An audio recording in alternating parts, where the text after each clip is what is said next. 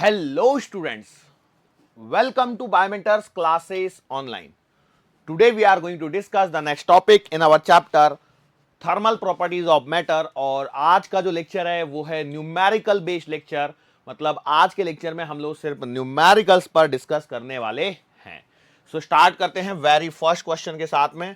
पहला क्वेश्चन देखो यहां पर आपके सामने आ चुका है। A steel wire of diameter 1 mm and length 2 meter is stretched by a force of 2 kilogram weight, calculate increase in the length of the wire if this y is equal to this. Okay, ये सवाल आपको दिया गया है। देखो अब simple सी बात है, मैंने आपको बोला हुआ है कि आप किसी भी प्रकार से कर सकते हैं, कोई दिक्कत नहीं है। आप फॉर्मूले को याद रखिए या जो भी है। और जब भी सवाल के अंदर में यंग्स मॉडुलस दिया है, मतलब ये आपको एक आइडिया दे रहा है कि भाई आपको ये सवाल जो करना है वो यंग्स मॉडुलस के बेसिस पर करना है, जो आपको बोलता है क्या, Young's modulus is defined as the ratio of stress to strain, और जिसे आप लिख देते हो फोर्स अपॉन एरिया, और इसे आप लिख देते हो small L upon capital L, जो लिखने में आसान रहेगा। ठीक है, अब इसको यदि आप एडजस्ट कर लेते हो तो आपके पास में बन जाता है F into L upon small L into capital A. अब यहां पर क्या है, देखो इससे काम चल जाता है हमारा। कई बार हम लोग को क्या करना है, इस फॉर्मूले को भी थोड़ा सा और आगे एडजस्ट करना है। तो मैं बोलूंगा इसको लिख लीजिए आप m g capital L upon small l pi are square, ताकि अब आपके पास में एक फॉर्मूला बन गया। अब इस फॉर्मूले के बेसिस पर अब आपको इस फॉर्मूले को याद रखना है। हो सकता है आज के सवालों में कितनी बार आप इस फॉर्मूले को यूज करोगे। ठीक है, श्योर। सो अब आप देखिए यहां पर आपसे पूछा क्या गया है, जरा उस पर फोकस कीजिए। पूछा गया है calculate the increase in length, बराबर है। इंक्रीज इन लेंथ का मतलब क्या है कि आपको चेंज इन लेंथ कैलकुलेट करना है, और चेंज इन लेंथ बेटा यहां पर स्मॉल एल रिप्रेजेंट कर रही है। तो आप लिखोगे स्मॉल एल कितना आ जाएगा, capital M g capital L upon pi r square y. ठीक है, now let's start solving. Solve करना स्टार्ट करते हैं हम लोग। तो देखो एल बराबर मास कितना दिया गया है, मास कितना दिया गया है। देखो यहां पर सवाल में ध्यान से देखो, उसने क्या बोला गया है, by a force of 2 kilogram wait. इसका मतलब है मास 2 किलोग्राम का है और उसको वेट के फॉर्मेट में डालना है, मतलब जी आ जाएगा। तो ये आएगा 2 इंटू जी की जगह मान चलो आपने लिख दिया 10, और ये एल कितनी है, लेंथ है बेटा यहां पर 2 मीटर, अपॉन पाई की वैल्यू आपने रख दी 3.14 into r is the radius, और रेडियस यहां पर क्या दे रखी है, देखो डायामीटर 1 mm दे रखी है। क्या दे रखी है, डायामीटर 1 mm मिलीमीटर में दे रखी है। तो आप इसे लिख सकते हो 0.5 मिलीमीटर, जिसे मैं लिख सकता हूं 0.5 into 10 to the power minus का 3 मीटर, और थोड़ा सा अच्छा लिखूं तो 5 into 10 to the power minus का 4 मीटर। अब ये छोटे छोटे से जो पॉइंट है, जो कैलकुलेशन वाले पॉइंट है, वो आपको आने चाहिए। तो यहां पर इसका स्क्वायर करेंगे तो आ जाएगा बेटा 5 into 10 to the power minus 4 का स्क्वायर। अब इसके साथ में आपको चाहिए यंग्स मॉडुलस की वैल्यू, और ये इन्होंने यहां पर दे रखी है कितनी बेटा, 2 इंटू 10 टू द पावर 11। तो जितनी जीरोज आप काट सकते हो पहले तो उन्हें काटने पर फोकस कीजिए। देखो 10 टू द पावर माइनस 4 का स्क्वायर है मतलब 8, और 8 से इन 11 को काटोगे तो कितनी जीरो कैंसिल हो चुकी होंगी, 8 जीरो कैंसिल हो चुकी होंगी, 3 जीरो बचेंगी। तो जब 3 जीरो बचेंगी तो उसे ऊपर यदि मैं ले जाता हूं तो ये बन जाएगा 10 टू द पावर माइनस का 3। ठीक है, इसका आपको एक प्लस पॉइंट हो गया। कैसे, अब इसे मैं मिलीमीटर में लिख पाऊंगा डायरेक्टली यदि मैं इसे छेड़ू नहीं तो। अब यहां पर यदि मैं देखता हूं तो 5 इंटू 2 करता हूं तो ये 5 का स्क्वायर होगा ना यहाँ पे। चलो ठीक है, तो 5 इंटू 2 करने पर एक 10 हो जाएगा, तो एक जीरो ये और कैंसिल हो जाएगी, और नीचे बच जाएगा 5 इंटू 3.14, मतलब कितना हो जाएगा, लगभग लगभग 15 और 14 पंजे 60, सॉरी 70। सो 15.7, और नीचे 15.7 बच रहा है। तो लगभग यदि मैं इसे 16 मान लूं, लगभग। देखो क्या है ना, हमें जब भी एग्जामिनर देगा तो वो ऐसा डेटा देगा जिससे आप इसे सॉल्व कर पाए। ऐसा नहीं देगा कि आप कर ही नहीं पा रहे हैं, नहीं ऐसा नहीं होगा। तो इसे लगभग यदि मैं 16 मान लेता हूं, 2 दूना 4, 4 चौका 16, बराबर है। तो 1/4 आ गया, मतलब एल का आंसर आ गया आपके पास में 0.25 into 10 to the power minus का 3 metre is the answer. 0.25 into 10 to the power minus 3 metre मेरे पास इस सवाल का सॉल्यूशन है। उसके अकॉर्डिंग यदि मैं आंसर देखता हूं तो आंसर आता है 2495 into 10⁻³ metre is the answer given. तो आप उसे कैलकुलेट करके निकालिएगा। मैंने अप्रोक्सीमेट कैलकुलेशन किया, लगभग तो मेरे पास 0.25 आया, और कितना दिया गया है 0.2495, मतलब कितना क्लोज पहुंच गया मैं। So this is my answer. अब इसे आप चाहें तो 0.25 मिलीमीटर लिख सकते हैं। श्योर। चलो आगे बढ़ते हैं अगले सवाल की तरफ। 8 से 10 सवाल कराऊंगा बेटा मैं। अब देखो कितने होंगे वो पता नहीं, लेकिन सवाल मैं करवाते चल रहा हूं। अब देखते हैं। A steel wire of diameter 1 millimetre and length 2 metre is stretched by a force of 2 kilogram weight, calculate the strain if y is equal to this. तो देखो मैं यहां पे एक बात बता दूं आपको, ये वाला जो सवाल है और उस वाले सवाल में क्वेश्चन नंबर 2 और क्वेश्चन नंबर 1 में कोई डिफरेंस है? कोई डिफरेंस नहीं है। बस यहां पे इंक्रीज इन लेंथ पूछा है, जिसकी वैल्यू मैं निकाल चुका हूं, L बराबर 0.25 इंटू 10⁻³ मीटर, जिसका करेक्ट आंसर भी मैंने आपको बताया था कि स्मॉल एल को सॉल्व करने पर आपको मिल रहा है 0.2495 इंटू 10⁻³ मीटर, और मेरा सॉल्व करके आ गया था 0.25 इंटू 10⁻³ मीटर। नाउ सवाल में क्या पूछा गया है? सवाल में आपसे पूछा गया है स्ट्रेन। क्या पूछा गया है? स्ट्रेन। तो स्ट्रेन कैसे कैलकुलेट किया जाएगा? तो भैया आप लिखोगे स्ट्रेन आएगा आपके पास में change in length upon original length, बराबर। तो मैं लिख देता हूं सीधा सीधा 0.2495 इंटू 10⁻³ अपॉन ओरिजिनल लेंथ कितनी है बेटा? 2 मीटर। सो डिवाइड करोगे तो आएगा 0.1247 into 10⁻³ that is the value of strain. That is the value of strain. ये यहां पर आपके पास में आंसर आ चुका है। अब एग्जामिनर आपके साथ में क्या खेलता है? एग्जामिनर इन पॉइंट्स के साथ में आपके साथ में खेलता है, बाकी एक्चुअल आंसर तो ये आ चुका है। अब हो सकता है एग्जामिनर बोले 1.2475 इंटू 10⁻⁴। एग्जामिनर इसी आंसर को ऑप्शन में दे सकता है, किस प्रकार से? 1.2475 इंटू 10⁻⁴ मीटर नहीं लिखूंगा, सॉरी बेटा, 1.2475 इंटू 10⁻⁴। लो भाई, हो गया सवाल। ऐसे सवाल होते हैं इस चैप्टर में, इतने सिंपल सवाल। यस, बस टाइम पे फॉर्मूला याद आ जाए तो आपका सवाल बहुत ही आसानी से हो जाएगा। चलो अब अगले सवाल पे बढ़ते हैं। Now see the question. Question में क्या पूछा है? The radius of copper wire is 4 mm। आपको कॉपर वायर की रेडियस दे रखी है directly 4 millimetre. What force is required to stretch the wire by 20% of its length, assuming that the elastic limit is not exceeded and y is equals to this। बोलो यहां पर आपको क्या calculate करना है?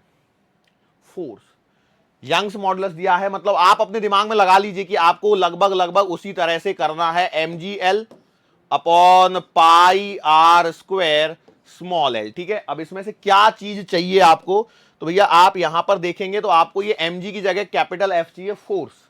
बाकी सब डेटा यहां पर उन्होंने गिवन है, तो आप लिखेंगे F बराबर कितना आ जाएगा? ये आ जाएगा pi are square L Y upon capital L. Calculation में बढ़ जाइए। अभी आप कैलकुलेशन की तरफ आप जाते हैं तो देखो एफ बराबर आएगा, पाई में आंसर रहने दीजिए अभी तो थोड़ी देर के लिए। पाई इंटू आर क्या है? रेडियस 4 मिलीमीटर, मतलब 4 इंटू 10⁻³ का square into small L. Small L is what? 20% of its length. मतलब जरा ध्यान दीजिए, स्मॉल एल का मतलब समझिए, अब यहां पर यही करना होता है, बाकी कुछ नहीं है। Small L is 20% of capital L, मतलब मैं लिख सकता हूं 20 कैपिटल एल बाई 100। तो भैया मैंने यहां पर लिख दिया 20 कैपिटल एल बाई 100। ठीक है, okay. Whole divided by L मतलब capital L. Now you just need to solve it. तो देखो एल से तो एक एल चला जाएगा, ठीक है। अब फोर्स में देखिए क्या आ रहा है, कुछ रह गया क्या? आंसर के पावर नेगेटिव क्यों आ रही है?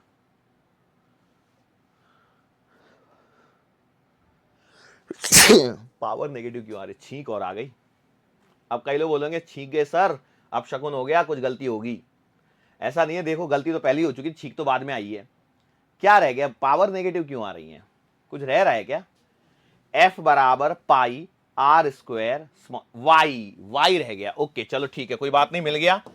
12 इंटू 10⁻10। ठीक है, चलो अब एडजस्टमेंट चालू कर दो इनको।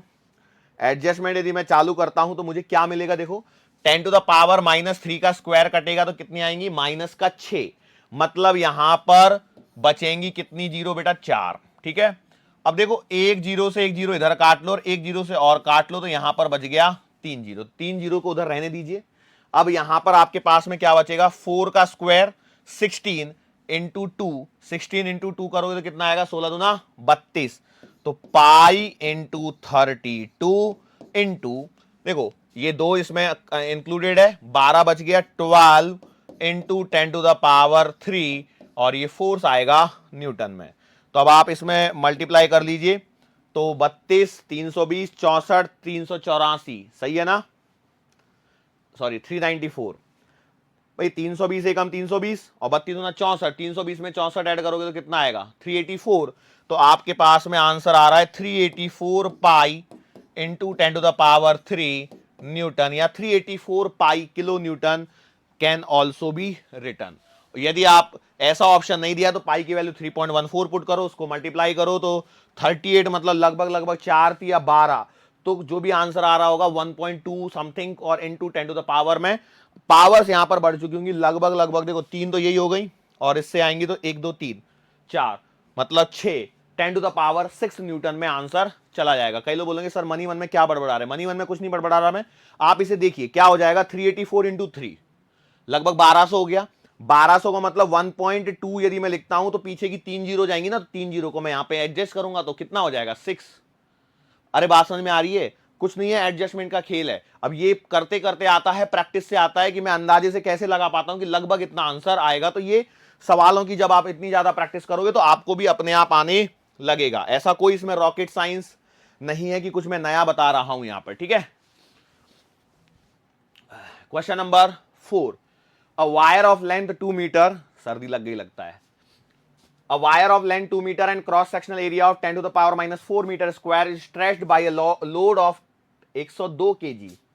चलो ठीक है, the wire is stretched by 0.1 centimeter, calculate longitudinal stress, longitudinal strain and Young's modulus of material of the wire। तो एक सवाल के अंदर में ऑलरेडी कितने सवाल घुसे हुए हैं, 3 सवाल यहां पर दिए गए हैं। तो सबसे पहले देखो यहां पर क्या बोला गया, स्ट्रेस कैलकुलेट करना है।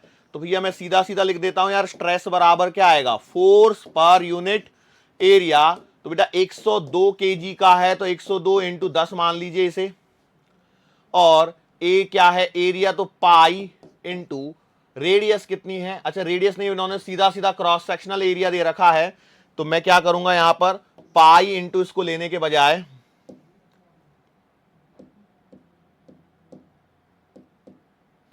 सीधा यहां पर पुट कर सकता हूं 10⁻⁻4, 10⁻⁻4।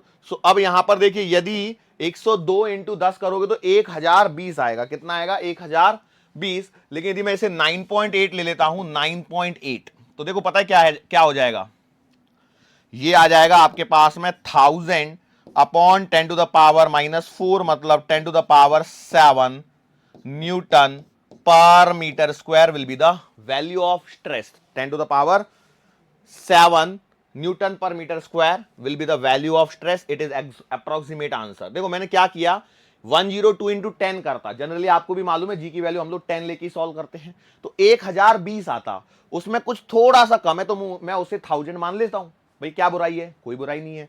ओके, तो 3 जीरो हो गई और नीचे से 4 जीरो जाएंगे तो कितनी होगी, 7 जीरो, मेरे पास आंसर खत्म। अगला क्या है बेटा, स्ट्रेन। तो स्ट्रेन कैसे निकालोगे बताओ, strain is change in length upon original length. तो देखो यहां पर क्या बोला गया है, the wire is stretched by this, मतलब आपके पास में ये दे रखा है 0.1 सेंटीमीटर में है तो इसे मीटर में कन्वर्ट कर लीजिए, अपॉन ओरिजिनल लेंथ, तो ओरिजिनल लेंथ तो 2 मीटर दे रखी है। तो बेटा इस सवाल में कुछ था ही नहीं, यहां पर देखा जाए तो पॉइंट हटाओगे तो एक जीरो बढ़ाओगे, एक और बढ़ा लो तो 5 इंटू 10⁻⁻4। कैलकुलेशन नहीं समझ में आई ना, कुछ नहीं किया, देखो एक पॉइंट हटाया तो एक जीरो इधर बढ़ेगी, माइनस साइड में बढ़ेगी, फिर एक जीरो और लगा लो तो एक और माइनस का बढ़ा लो तो 10 इंटू 10⁻⁻4 हो जाएगा। देखो ऐसे सवालों में कुछ नहीं होता, ऐसे सवालों के थ्रू बस हम लोग कैलकुलेशन वाले पार्ट समझाते हैं। मतलब कैसे, देखो पहले मैं ऐसे लिखूंगा 1 इंटू 10⁻³ और अगली बार एक जीरो और लगा लेता हूं तो ये हो जाएगा 10⁻⁻⁴। अब देखिए, अब ऐसे जाइए और ऐसे जाइए, एक एक स्टेप में जाइए, तो एक जीरो से काटोगे तो 10⁻⁻3, तो मैंने वही लिखा है 1 इंटू 10⁻3। एक जीरो और काटोगे तो पॉइंट लगा लोगे तो 0.1 इंटू 10⁻², बस हो गया। तो 10 इंटू 10⁻4 डिवाइड बाई 2, तो 2 पंजे 10, तो 5 into 10⁻4 is the value of strain. अब आपसे और क्या पूछा गया है, यंग्स मॉड्यूलस। तो यंग्स मॉड्यूलस क्या होगा, स्ट्रेस अपॉन स्ट्रेन।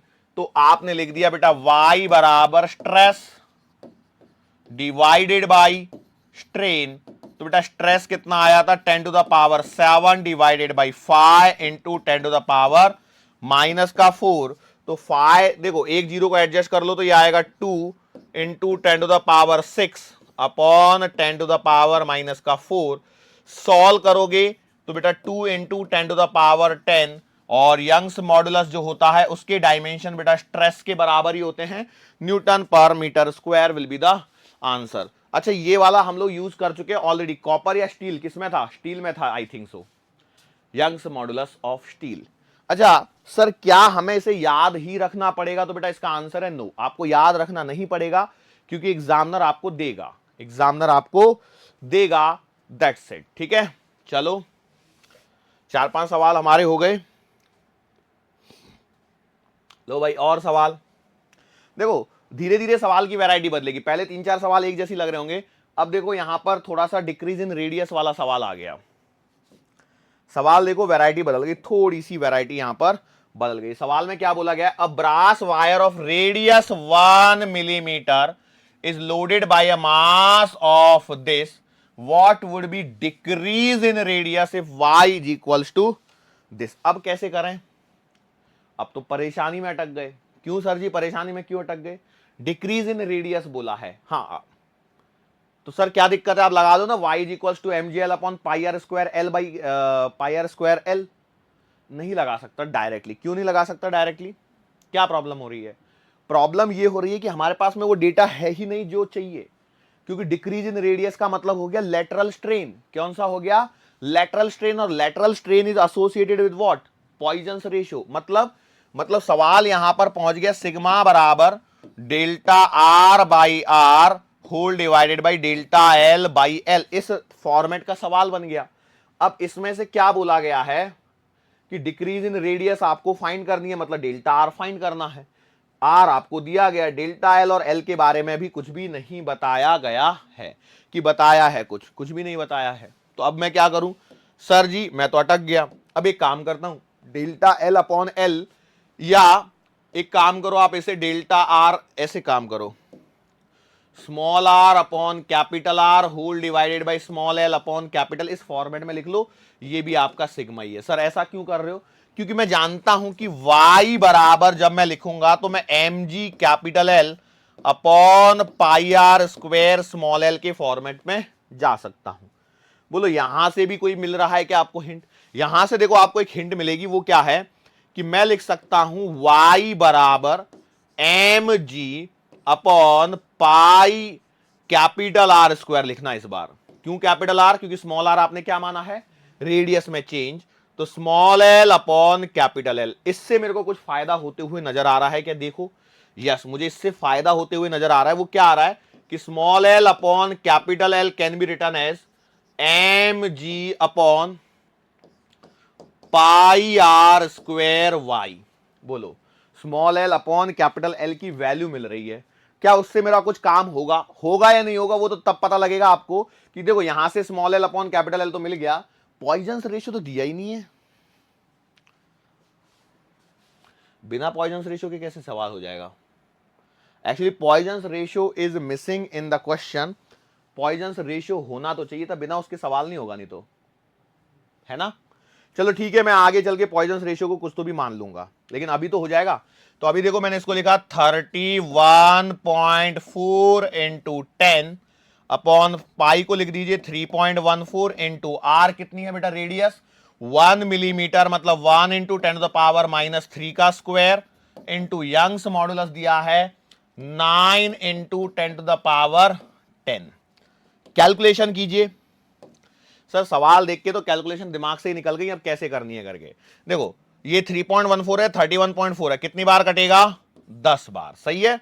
यहां पर देखो 10⁻³ का स्क्वायर है, मतलब माइनस का 6 काटोगे तो यहां पर बचेगा 4, तो 2 जीरो, 2 जीरोस को और काटो बेटा, यहां पर 1 और 1 2, तो यहां पर बचेंगी 2 जीरो, जिसको ऊपर लेके जाने पर ये आएगा बेटा 1/9 इंटू 10⁻⁻²। ये किसकी वैल्यू आ रही है? Small L upon capital L, या फिर मैं इसे 1/900 भी लिख सकता हूं। 1/900 भी मैं इसे लिख सकता हूं। यस और नो? तो अब यहां पर आप देख लीजिए, small L upon capital L की वैल्यू भी मिल गई है, कैपिटल आर की वैल्यू मालूम है, सिग्मा हमारे पास में नहीं है। यही सवाल में थोड़ा सा इशू है। कोई बात नहीं, मैं सिग्मा का डेटा मेरे हिसाब से लूंगा बाद में। कई लोग बोलेंगे सर अभी ले लो ना, अभी ले लो ना। अरे मैं भी अभी एडजस्टमेंट में ही हूं। अभी तो सिग्मा बराबर small are upon capital R whole divided by small L upon capital L. So यहां से यदि मैं एडजस्ट करता हूं तो देखो क्या आएगा, small r will be equals to sigma small l by capital L into capital R. देखो सही है क्या? ऐसे नहीं समझ में आ रहा है तो आप ऐसा काम कीजिए, सिग्मा बराबर small are capital L upon capital are small L लिख लीजिए।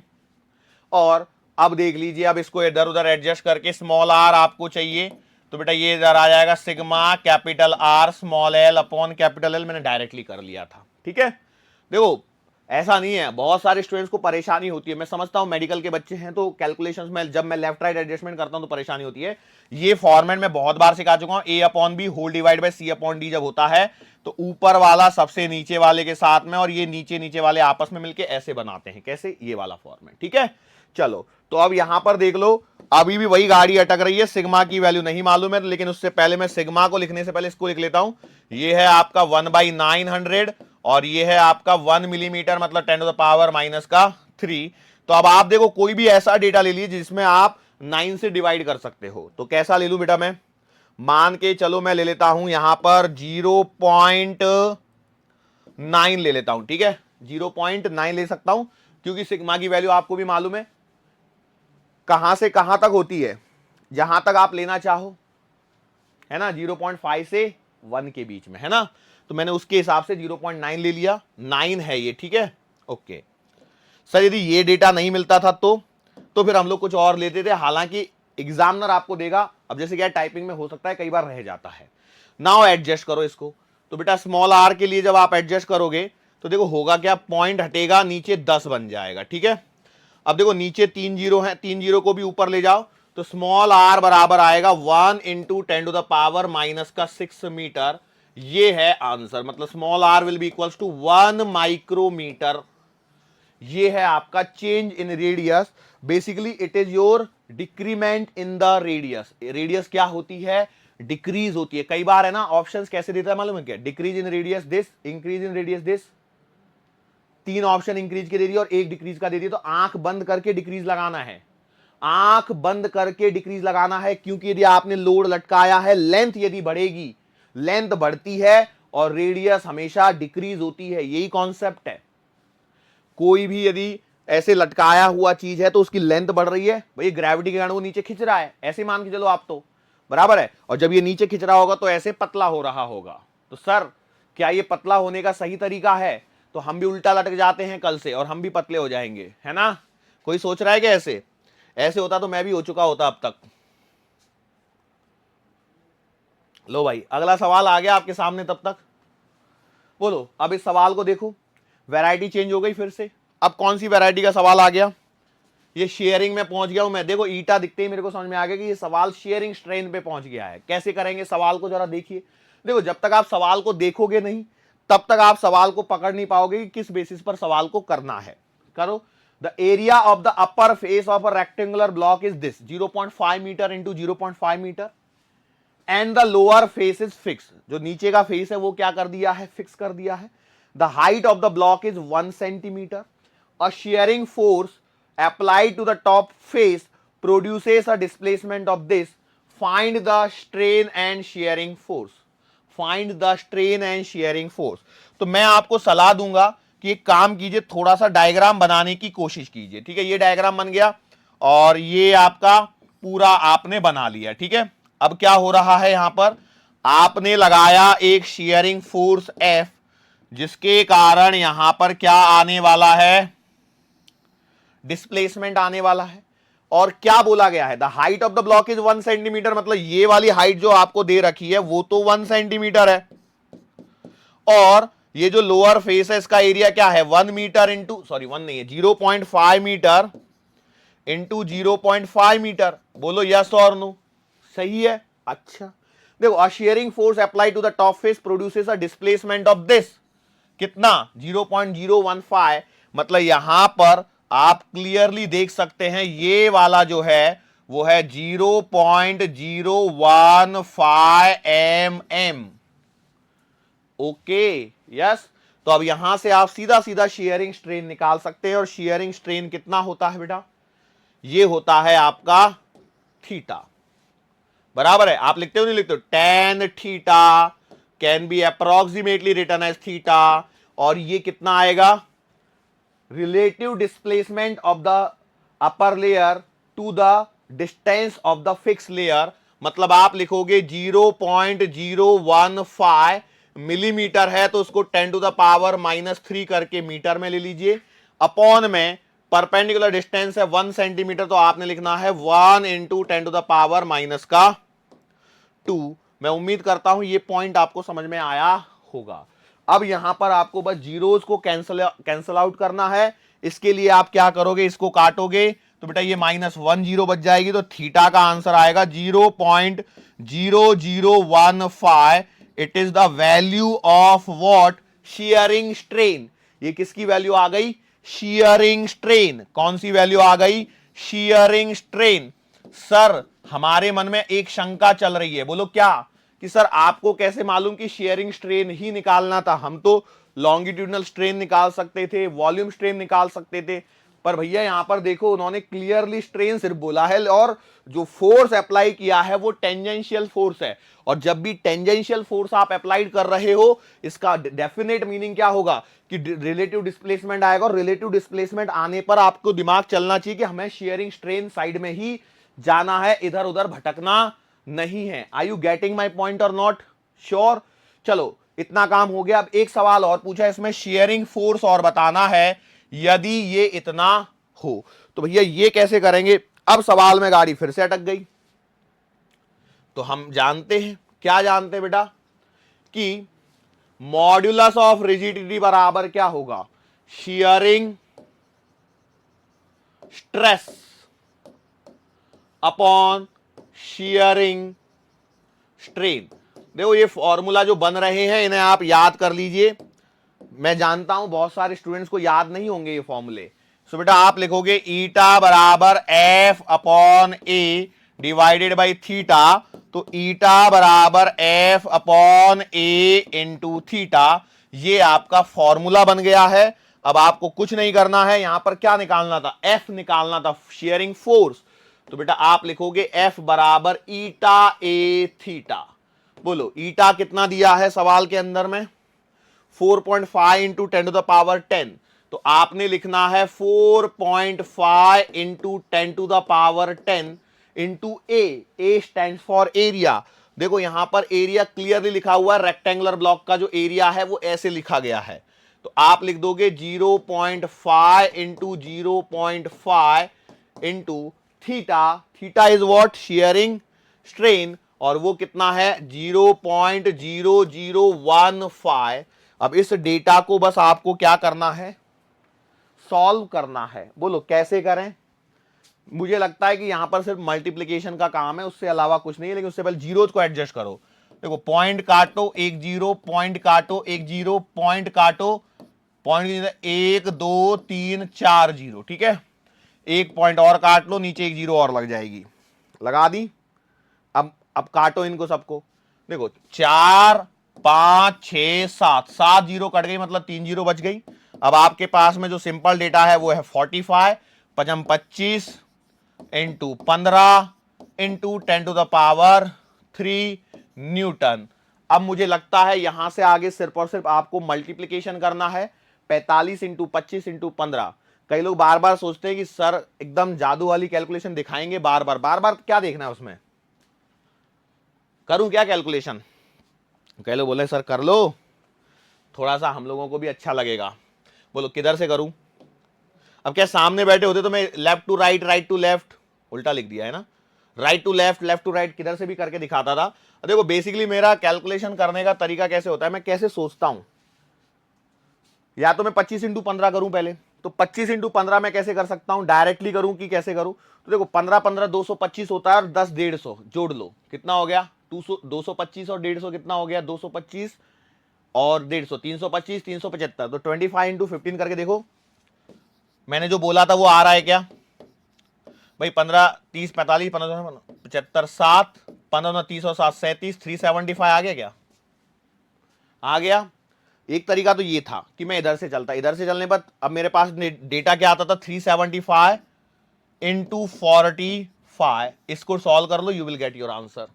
या फिर मैं इधर से चलता तो मैं इधर से पता है कैसे करता था, 45 45 90 मतलब 900 और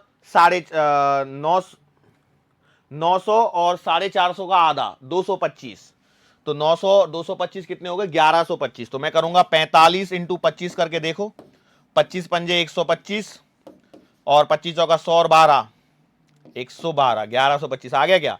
अब 1125 इंटू 15 करना ज्यादा आसान है कंपेयर टू दिस, तो 1125 इंटू 15 करूंगा। अब देखो ये आपको खुद से सोचना पड़ेगा कि क्या करने पर कैलकुलेशन आसान हो रही है, बात समझ में आ रही है? हालांकि मैं उधर से भी इधर आ सकता हूं, ऐसा नहीं है, 375 इंटू 45 भी मैं कर लूंगा। कैसे करूंगा? 3750 लिखूंगा, एक जीरो और बढ़ा लूंगा, डबल कर दूंगा, फिर सब्ट्रैक्ट करूंगा, या फिर मैं 3750 को 4 बार ऐड कर लूंगा, सीधा सीधा 375 इंटू 4 हो जाएगा और जीरो बढ़ा दूंगा सीधा, तो वहां से मेरे को मिलेगा। तो ठीक है, तो वो सोचने का तरीका है 350 350 700 700 700 1400 1400 और 2500 1500 1500 ये हो गए, और 375 इंटू 5 करना है तो 3750 को आधा जोड़ूंगा। हवाई नहीं लग रही सर, क्या कर रहे हो? ध्यान से सुनो मैंने क्या बोला। या तो मैं ऐसे करूं तो 1125 इंटू 15, तो 1125 इंटू 15 करने का मतलब मेरे दिमाग में क्या चल रहा है उसको समझिए जरा। मेरे पास में एक डेटा तो चल रहा है 1125 इंटू 15, वो जीरो बीरो को उधर को छोड़ दो, और इधर में क्या चल रहा था 375 इंटू 45। तो मैं कैसे सोचता हूं, आपको क्या सोचना है? वैसे इतनी ज्यादा कैलकुलेशंस रेयरली मिलती है सवालों में, लेकिन कभी कभी मिले हैं। देखो प्रैक्टिस शीट्स में और इन सब जगह तो मिलती रहेंगी, उनको थोड़ी अवॉइड करोगे, वो तो आपको करने पड़ेंगे। तो उसमें सोचने का तरीका बस मैं बता सकता हूं, बाकी एट द मोमेंट वो आपको ही सोचना पड़ेगा। कैसे? जैसे मैंने सोचा 1125 इंटू 15 करना, तो मैं मेरे दिमाग में पहले तो आएगा, एक तो मैं लिखूंगा 11250, ये मेरे दिमाग की कैलकुलेशन चल रही है, और इंटू 5 भी है, तो उसको मैं ऐड करूंगा। तो कैसे करूंगा? 11250 का आधा, 11250 का आधा कितना आएगा, 2 से डिवाइड करने पर 5 6 2 5, दोनों को ऐड करूंगा मैं माइंड में, तो 5 2 7 6 8 6 1 खत्म, दिस इज द आंसर। या मैं इधर से चलूं, तो इधर से जब मैं चलूंगा तो मैं कैसे चलूंगा, 45 इंटू 375 करना ज्यादा डिफिकल्ट है, 375 इंटू 45 करना ज्यादा आसान है। तो मेरे दिमाग में 3750 3750 3750 ये 4 बार आना है। कितनी बार आना है? 4 बार। तो मैं ऐसे थोड़ी सोचूंगा भाई, ऐसे सोचूंगा तो मैं फंस जाऊंगा। मैंने क्या सोचा, देखो 375 के पास का नंबर 350, 350 को मैं 4 बार मल्टीप्लाई करता हूं तो कितना आ गया 700 1400, ठीक है 1400 आ गया। जो 25 बचा था उसका भी 4 बार करो तो 100 हो गया, तो कितना हो गया? अरे बोलो कितना हो गया? 1500 हो गया। तो ये मुझे क्या मिल गया 1500, किसका मल्टीप्लीकेशन मिला? 375 इंटू 40 का, 375 इंटू 4 का मुझे मिल चुका है 1500, और 40 है तो 15000 तो है ही है। अब एक काम और रह गया, वो 5 बच गया, तो 5 के लिए मैं क्या करूंगा, 375 जीरो लगा के डिवाइड बाई 2 करके, ये मन में चल रही होती है कैलकुलेशन, तो ये 1875 और ऐड कर दूंगा। तो देखो 1875 ऐड करते 5 7 8 6 और 1 8 16 875, इधर से भी आया इधर से भी आया। कुछ नहीं है कैलकुलेशन, डरना नहीं है, बस करते चलना है, प्रैक्टिस करोगे आएंगी ये चीजें, ठीक है। इतना देर इस पे लगा दिया मैंने, आगे बढ़ो हमारे सवालों पे, नहीं तो सवाल रह जाएंगे, कैलकुलेशन में ज्यादा टाइम लगा देंगे। चलो, 2 वायर्स ऑफ सेम मटेरियल। अब देखो सवाल का कुछ वैरायटी बदली क्या। 2 wires of same materials have radii and length in the ratio of 1:2 if the extension produce are equal what is the ratio of the load applied. सवाल को फिर से सुनो और फिर से देखो क्या बोला गया है। दो वायर्स हैं जिनके मटेरियल सेम है, उनके रेडियाई और लेंथ, रेडियस और लेंथ का जो रेशियो है वो 1:2 का रेशियो है। Radii and the length in the ratio of 1:2। अब यहां पर एक गलती होने की संभावना है, वो क्या? कोई बच्चा इसे समझेगा कि R/L का रेशियो 1/2 दिया है, कोई स्टूडेंट इसे ऐसे समझ जाएगा। जिसने इसको ऐसे पकड़ा वही गलती हो गई, इसलिए लैंग्वेज पे ध्यान दो। सवाल में कह the two wires of same metal have radii and length in the ratio of this. मतलब ये है कि भैया R1/R2 है वो भी 1/2 है और L1/L2 है वो भी आपका 1/2 है, as per the given data. ये आपको पता होना चाहिए। और अब आपसे क्या पूछा गया है, if the extension produce are equal what is the ratio of the load applied. क्या करें बोलो? Two wires of same material, इसका मतलब यह है कि यंग मॉड्यूलस सेम है। तो आप देखिए यंग मॉड्यूलस का फॉर्मूला होता है mgl/πr² स्मॉल l। यस और नो? यहां से यदि मैं देखता हूं तो सवाल में क्या पूछा गया है, what is the ratio of the load applied, मतलब इसका रेशियो चाहिए। मतलब आपको इस सवाल को लिखना चाहिए था y is equal to f into capital L upon πr² small l। अब देखो, अब इन दोनों का रेशियो से मेरा काम बन जाएगा। कैसे भाई? देखो दोनों वायर सेम है, सेम मेटेरियल मतलब यंग्स मॉड्यूलस सेम, तो मैं लिखूंगा y1/y2 बराबर f1L1 अपॉन पाई, तो पाई 1 लिखूंगा नहीं, R1² into small l। Small l क्यों लिखा? क्योंकि एक्सटेंशन सेम है, whole divided by f2 L2 upon R2² और स्मॉल l। अब देखो y1/y2 भी क्या है, सेम है। इसको हटा दीजिए, इसको इधर लेके आ जाइए, तो अब आपके पास में बच गया डेटा f2L2 अपॉन R2² बराबर f1L1 और R1²। बोलो सही है? नाउ ये जो डेटा आया है इसमें से आपको क्या चाहिए, f1/f2। तो इसको इधर ले जाओ, इसको इधर ले जाओ, तो क्या बच जाएगा देखो, f1/f2 बराबर, मुझे देखना पड़ेगा कि जाके पीछे, यस, f1/f2 बराबर ओके, ये आएगा R1² upon R2² into L2/L1। Now put the ratio जो गिवन है, तो ये आएगा 1/2 का स्क्वायर इंटू ये आएगा 2/1, तो answer will be 1/2। Answer will be 1/2। Calculation थी, सिंपल लॉजिक लगाना था, सवाल बहुत ही इजीली हो सकता था यदि आपने ये गलती नहीं करी। देखो ये होगी गलती बस आपसे, इसके अलावा कोई गलती की गुंजाइश नहीं है इस सवाल में, कि इसके अलावा भी कोई गलती किसी से हुई है। सर हमें कैसे पता लगे यंग्स मॉड्यूलस? देखो सवालों के अंदर पहचानो, जब कभी भी सेम मटेरियल लिख के देता है ना, इसका मतलब है कि वो यंग्स मॉड्यूलस से ही रिलेटेड सवाल आपसे पूछना चाहता है। वो उसका एग्जामिनर के दिल के अंदर से आ रहा है कि मैं यंग्स मॉड्यूलस पे सवाल पूछूं, तब वो लिखता है same material. Okay sure?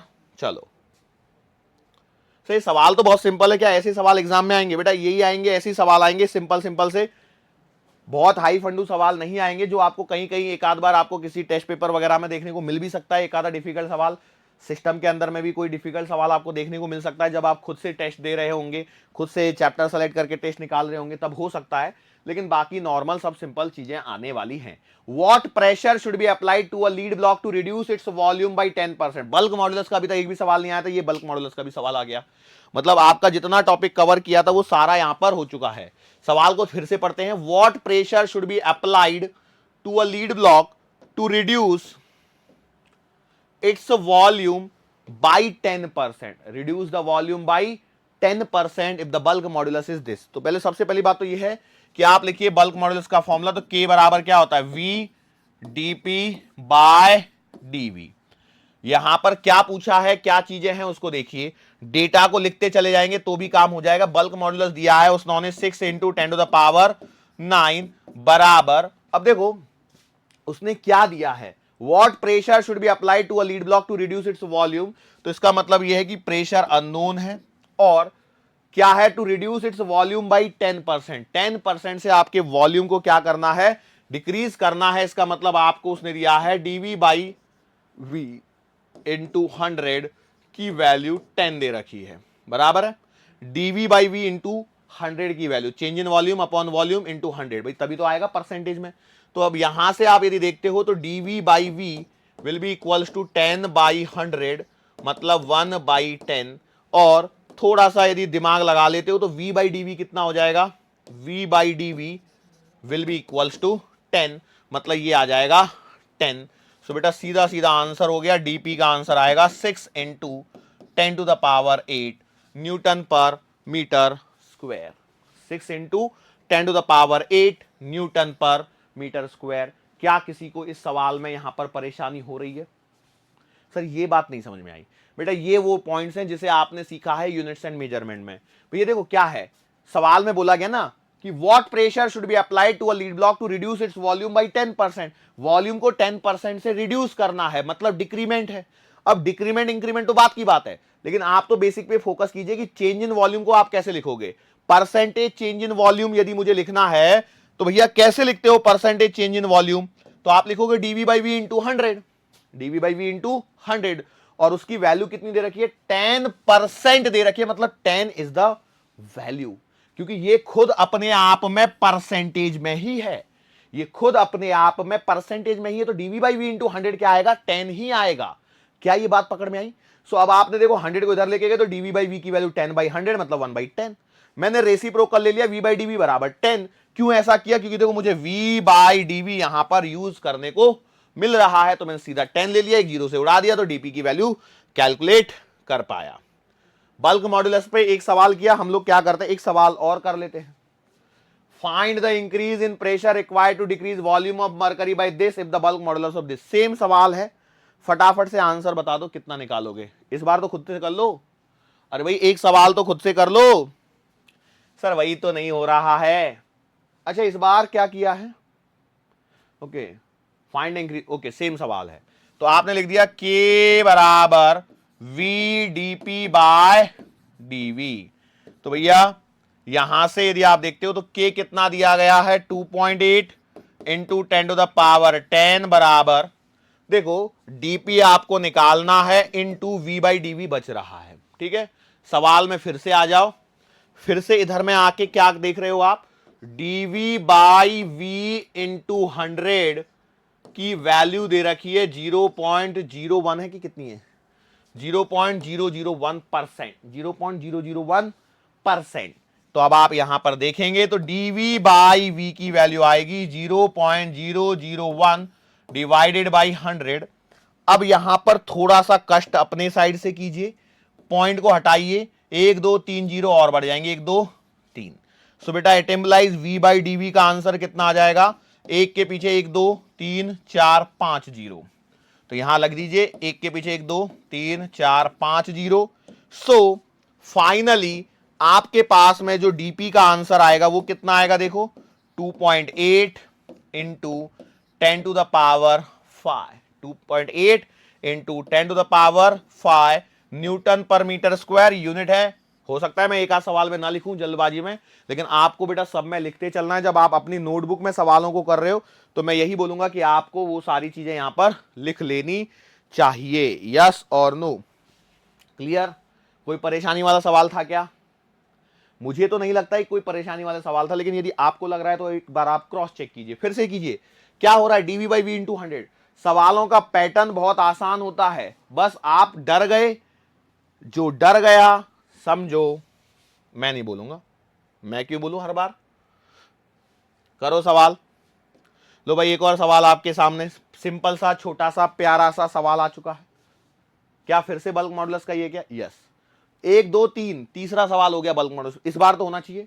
A solid brass sphere of volume this is dropped in ocean where pressure is this, the bulk modulus of water is this, what is the change in volume of the sphere. मतलब इस बार तो सवाल और ज्यादा simple हो गया, क्योंकि के बराबर v d p by d v, p के बराबर वी डीपी बाय डीवी, इसमें से क्या निकालना है, डीवी।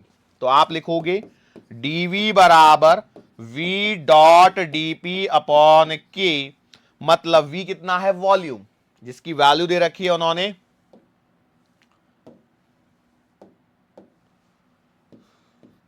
0.305 metre cube. प्रेशर है आपका 2 इंटू 10⁻7 अपॉन बल्क मॉड्यूलस है 6.1 इंटू 10⁻10। ये ऐसा वैल्यू क्यों दिया होगा, समझ में आया क्या आप लोगों को? देखो, देश ऐसा करने पर 2 इंटू दिस करो, 2 पंजे 10, 0 1, 2 एकम 2 तिया 6, तो 6.1 आएगा। तो ये सीधा पूरा का पूरा इससे ऐसे ही कट जाएगा।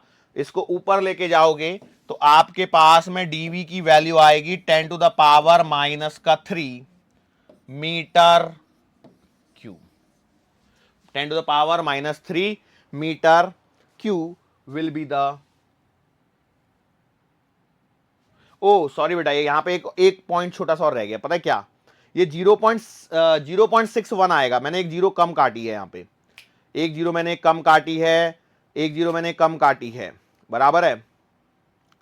तो एक जीरो नीचे और बढ़ेगी यहां पे भाई, तभी तो एडजस्टमेंट होगा। नहीं समझ में आया? देखो 0.3 डिवाइडेड बाई 6 है ना, तो पॉइंट हटाओगे तो एक जीरो बढ़ जाएगी, और ए इंटू 2 का 3 दूना 6 से ये 10, तो नीचे एक जीरो बढ़नी चाहिए। ठीक है, नीचे एक जीरो बढ़नी चाहिए। मतलब पॉइंट को इधर सरका के मैंने 10 प्लस कर लिया है। ठीक है, तो 10⁻⁻4 will be the answer. Answer कितना आ जाएगा? 10⁻⁻4 metre cube. 10⁻⁻4 metre cube will be the correct answer. ठीक है, बोलो यहां तक सवाल देखने के पश्चात आपको क्या लगता है, सवाल आपसे आएंगे, होंगे या नहीं होंगे?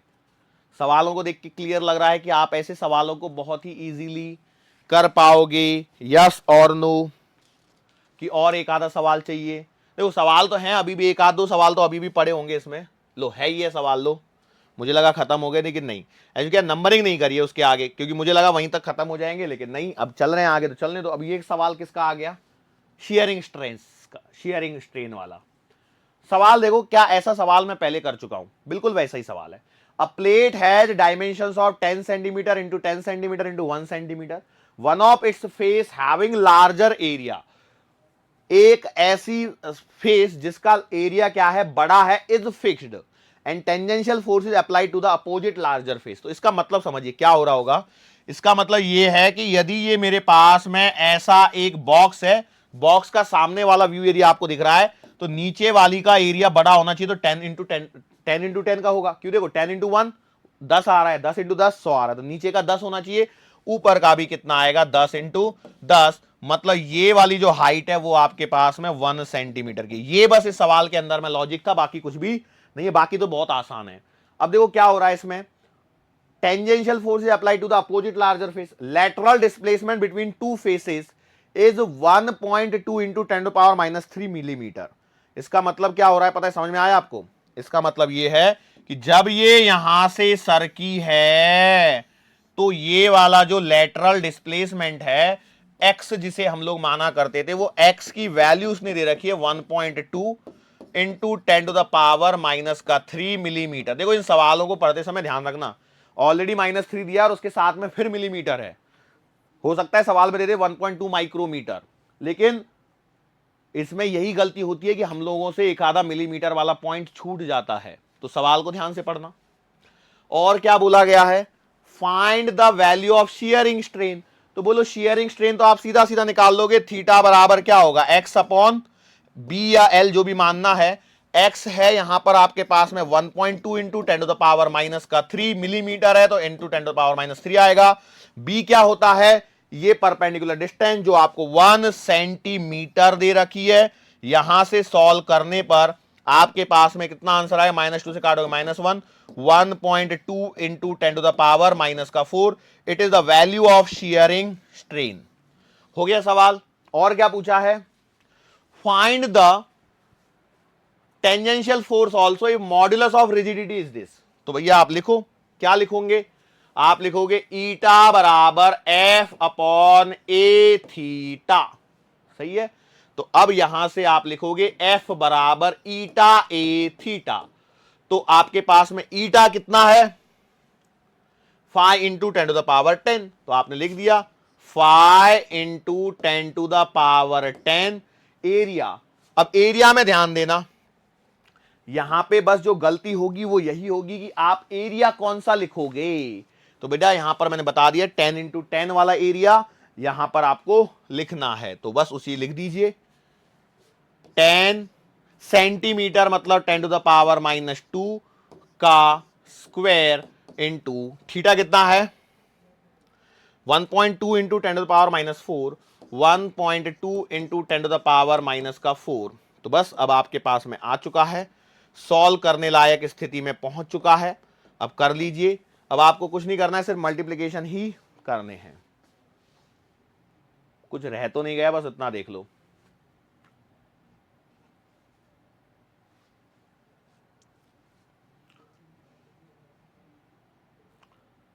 टेन टू पावर -2 माइनस का 4 और माइनस का 4 तो माइनस का 8, मतलब यहां पर 2 जीरो बच जाएंगी, 2 जीरो बच जाएंगी, और 10 और 10 100 मतलब ये 4 जीरो यहां बच जाएंगी, ये सारी खत्म। सो 12 पंजे 60 मतलब 6 into 10 to the power 4 newton, 6 into 10 to the power 4 newton का फोर्स यहां पर आपको लगाना पड़ेगा। यस और नो, ये मेरे पास आंसर आ रहा है। चेक करना पड़ेगा क्या 5 इंटू 10 पावर, नहीं सही है, सवाल तो बिल्कुल सही है।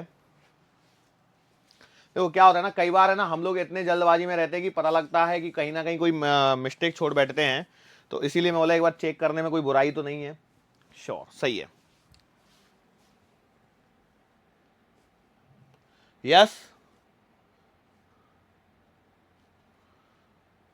ये सवाल कॉपर प्लेट वाला सवाल था, तो मेरे एक और सवाल था यार प्लेट वाला, तो वो गायब हो गया। चलो ठीक है, कोई बात नहीं। ओके, जो सवाल था एक गायब हो गया सवाल, कॉपर प्लेट का ही सवाल था, ये प्लेट वाला सिर्फ सवाल है। ओके लेट इट भी, हमें कोई फर्क नहीं पड़ता, लेकिन हम लोगों ने जो कॉन्सेप्ट सीखने थे, जो कॉन्सेप्ट अप्लाई करने थे, क्या वो सारे सवालों पे कॉन्सेप्ट हम लोगों ने अप्लाई कर लिए हैं? बिल्कुल कर लिए हैं। तो हम लोग आज के लेक्चर में सिर्फ और सिर्फ न्यूमेरिकल्स की प्रैक्टिस किए हैं, और न्यूमेरिकल्स मुझे नहीं लगता अब इससे ज्यादा कुछ न्यूमेरिकल बचते हैं। अब इससे ज्यादा जो न्यूमेरिकल बचते हैं वो क्या है, टॉपिक है हमारे पास में स्ट्रेन एनर्जी से रिलेटेड, और उसके बाद में एक शैगिंग का एक छोटा सा टॉपिक है, और स्ट्रेस स्ट्रेन कर्व। तो स्ट्रेस स्ट्रेन कर्व को हम लोग 15-20 मिनट जो भी देखेंगे उसमें वो खत्म हो जाएगा।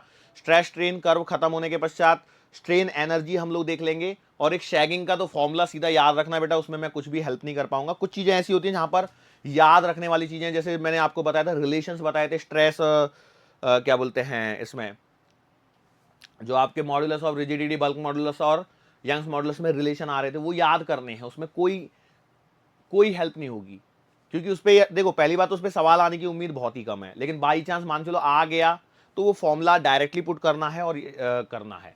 नहीं आएगा ये मुझे भी मालूम है, मैं इसकी गारंटी तो नहीं ले सकता, लेकिन मोस्टली 99.99% में श्योर हूं, 0.001% की ही प्रोबेबिलिटी की सवाल उस पर बनेगा। कैसे? जैसे डिटॉल क्या करता है, 99.9% कीटाणुओं का सफाया करता है, बचे हुए 0.1% की गारंटी कोई नहीं लेता। जब डिटॉल वाले नहीं ले रहे तो मैं कैसे ले लूं, है ना? बात समझ में आ गई? लेकिन हाँ, ये श्योरिटी होती है कि बस उतना खत्म हो गया, मतलब ऑलमोस्ट खत्म ही हो गया, मतलब सवाल उस पर आएगा नहीं, सवाल उस पर आएगा नहीं, है ना?